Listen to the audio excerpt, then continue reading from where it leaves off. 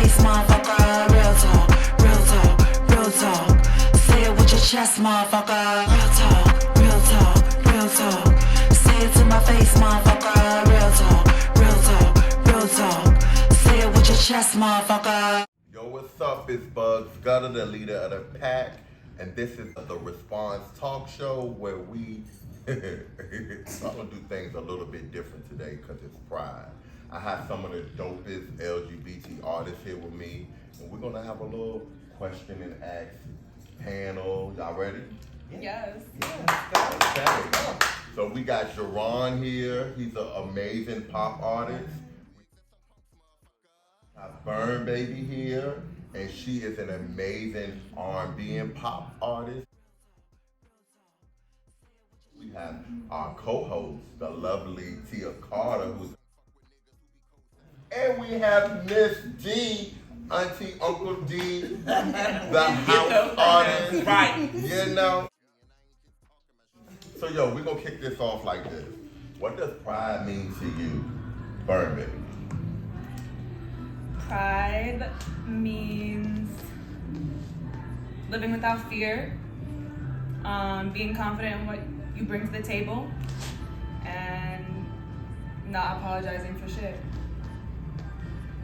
Yeah, I'm definitely gonna agree. It's something about being unapologetic and super proud of who you are and what you represent. Well, pride for me is just standing firm in who you are and, going against all the odds, no matter any opinions or anything about you. You are standing firm in who you are, and you are sure of who you are. That's what pride is for me. Pride for me is owning your own shit, right? Owning up to it. Being who you are, like everyone is saying here, unapologetically 24 hours a day in every situation that you possibly can show up and break barriers and do what you do is pride, right? Okay. And as an artist, creative in the LGBT community, how important do you think it is to put that out there in the forefront to allow people to know that you are a part of the community, or is that not important to you? We just had Transgender Day of Visibility, and for me, I appreciate like the whole acknowledgement of the visibility thing, but for me, it's only an acknowledgement of how far we really are behind.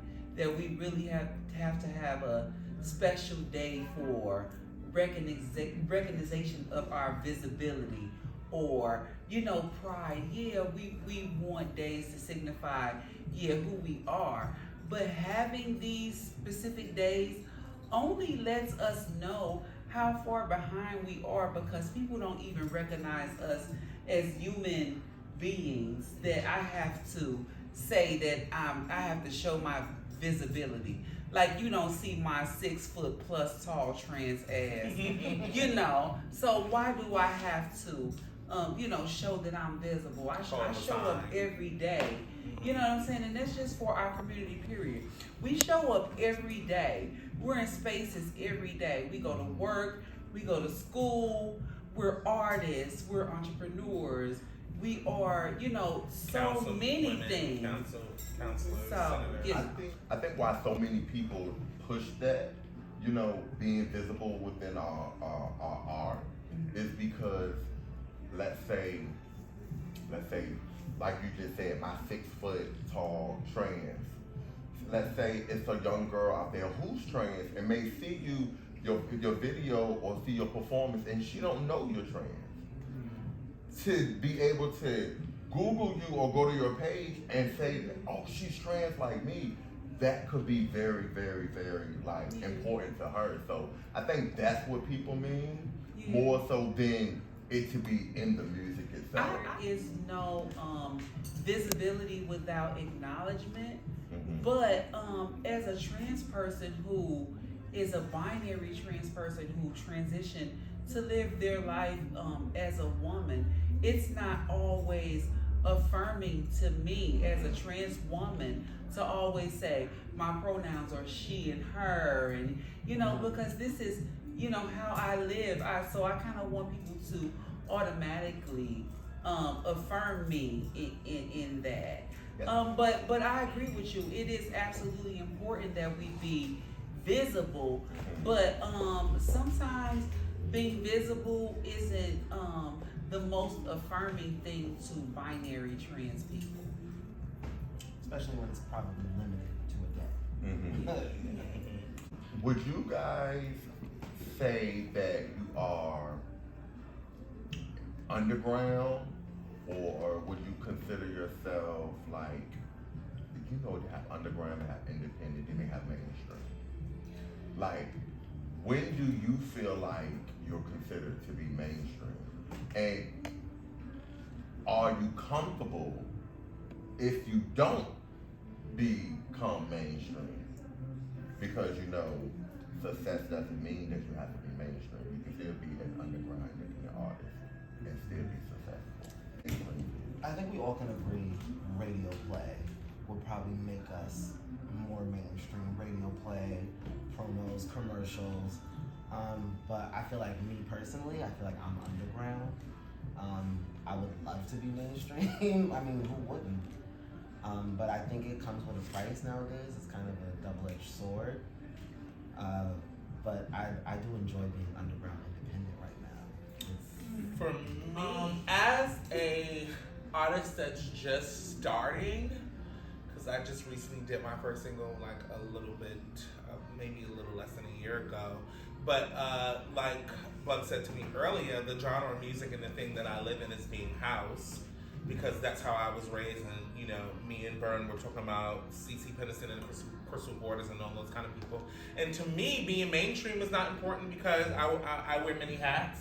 So I'm going to be mainstream in something that I do, but my music, I want to be traditionally 5 boroughs, New York sound, New York tri-state sound, because that's what's important.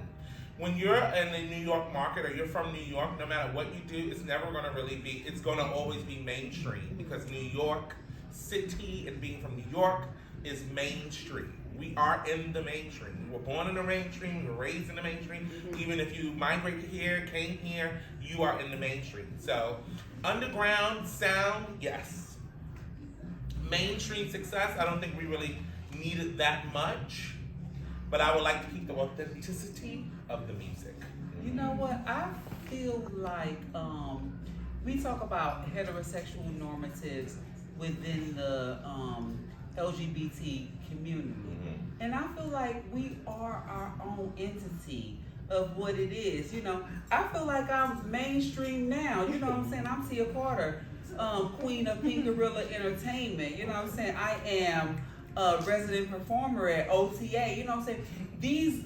Those are our mainstream. Said that I was like, us within our community, we have to stop looking for others, like the straight community or whatever, to validate us and make us feel like we are where we need to be. You know what I'm saying? Because we have so many different platforms within our community that we don't look at and say, oh, all these things can be just as much value as all of these things that straight people have.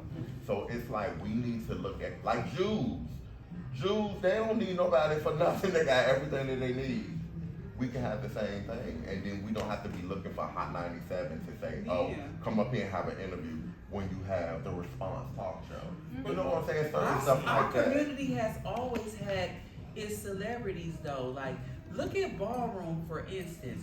There are a lot of people who are just known through Ballroom, and they are, phenomenal presences within our community. So we make our own celebrities, and I feel like our community solidifies all of the celebrities, from Cher to Diana Ross to Michael Jackson to Beyonce. We're the reason there for is so many no people. celebrity that who has super mega status who has not been stamped and verified by the LGBT community. You're Period. 100%. That's a fact. Yes. Okay, so we're Wait, I gonna. didn't get to answer. Okay. So I'm an underground pop sensation. Okay. And Period.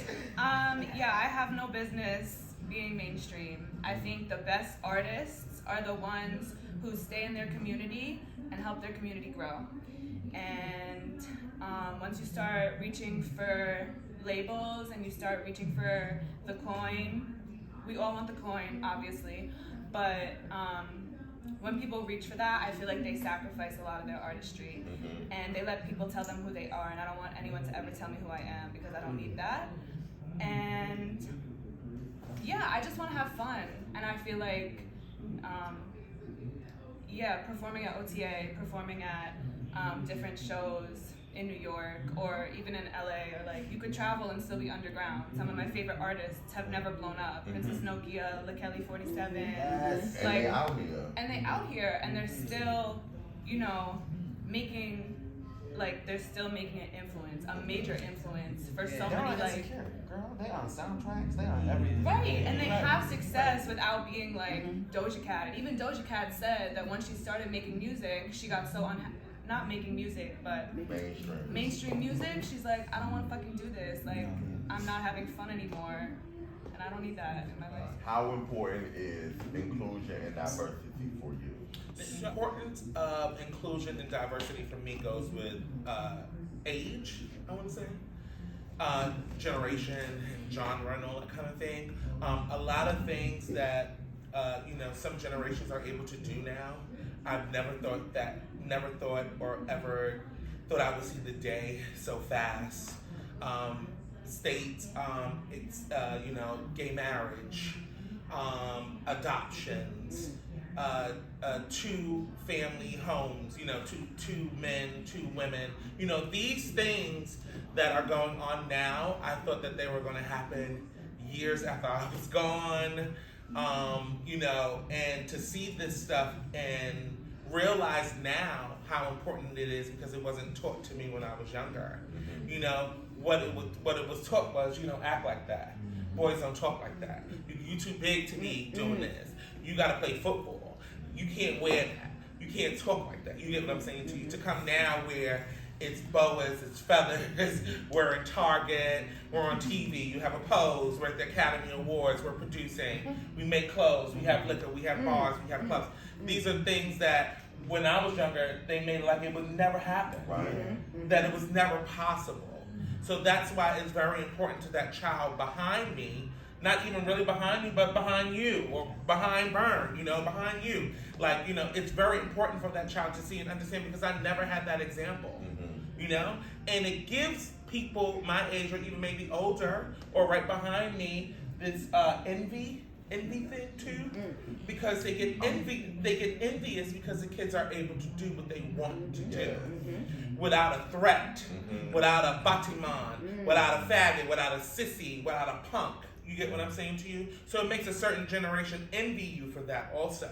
A couple of months ago, I was able to go to this museum to see an exhibit about coming out, and I didn't know that there was a time if you didn't come out, like that time has like a name to it, like that it took some people 40 years to come out, 50 years to come out, like the gay senior who waited until they were in their 60s to say that they loved who they loved, so inclusion is very important to that fact.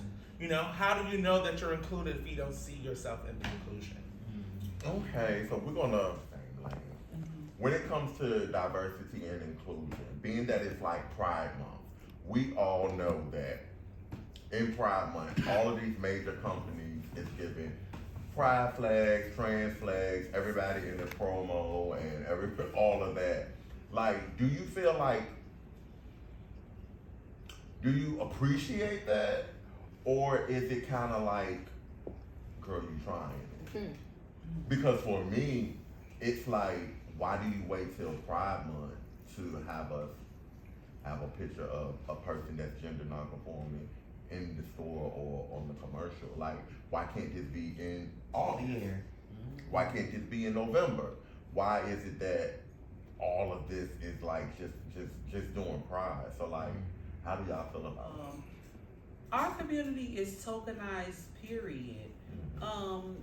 As you know, being a Black trans woman, I've worked in corporate America quite a bit. And I'll be the first to admit that a lot of jobs that I've had, over 50% of the jobs that I've had because I'm Black and because I'm trans and because the grant was written a certain way and they needed to hire a Black trans person. Even the last job I had previous to the job that I have now, they used me for Pride season. I was all over the news and all type of stuff doing reports. And after Pride season was over, like it was done. Like I had to leave and find another job. They really didn't care. So we were tokenized in a lot of ways. You know, people latching on now. Even if, you know, I work in nonprofit, bugs you or a CEO of a nonprofit, and you know how grants and things go. You know, you can write for a grant if you have a specific demographic, right, or if you service trans people. So now it's the thing, like the eyes are on our community. They want to give money out for prep and they want to study MSM, bugs hate that term, you know, which means gay men, or they want to, you know, study Black trans women and, you know, give this money for this. And that's the only reason the interest is there is because the dollars are starting to be there. Once they get over the fad of LGBT folk and who we are and all of that, and they want to move their money somewhere else, like mental health and other things like that, it'll be over for us. So yeah. Coming from somebody that's in the fashion industry though, seeing a pride flag and all that kind of stuff, which, you know, it's a beautiful thing. You know, no matter if it feels like it's forced or they have to do it, it still gets you pumped to be like, yes, bitch, I'm about to go down to that motherfucking Christopher Street. I'm about to see what OTA got going on. I'm about to go meet Bugs and Pink Gorilla because they're having this with their, you know, it gets you geared up and pumped to be like, hey, okay, yes, I'm gonna have Pride. You know, it could be a boost in some way and a drag in another, you know? And I totally get where they're overdoing it, yes. But for me, being a retailer and knowing products and knowing goods, I feel like I've been seeing a piece of Pride or something every month, every day. You can go into Target, you can go into, shit, I went into the 99-cent store the other day and they had like Pride mugs, and I'm like on Fordham Road, and I'm like, well, okay, I get it, you know, an agenda being pushed. So you know that it's becoming seen more now because, like Tia said, there's an agenda conversation. You know, you go into Five Below, it's Pride T-shirts, and you know, it's things going on every year, and like you said, it goes back to the inclusion and diversity and all that kind of stuff. And this cis heteronormatives is what the kids are saying, right? Cis heteronormatives. It's just, let us have our own. It's our thing. Let us see it. Let us be happy, you know? Yeah. Like, and like you said, we don't just have Pride in June. We have it every day. Wow. Just like we're not Black in February, we're Black every day, you know? So it's an everyday thing. And I'm starting to see it more. So now that is over, we about to have these dope artists along with your host hit the stage, you know, for Pride Month. Show y'all why we proud. Show y'all why y'all should support us, cause we lit out here.